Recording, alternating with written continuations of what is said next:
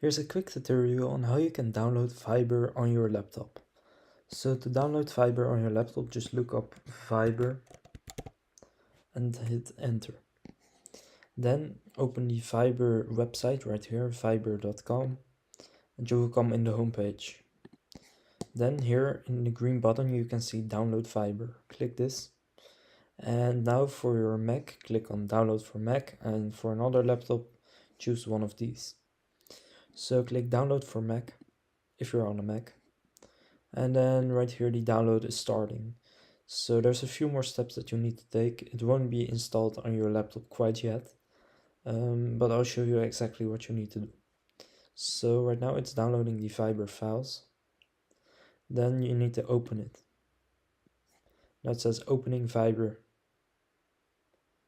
Now it's checking it, finishing it. Okay, so now it says drag to install. So you have the Fiber app right here. Just click down on it and drag it into your applications. So now as you can see, it is in my apps. So that's how you can download Fiber on your laptop. Please like and subscribe if this helped, and I'll see you in the next tutorial.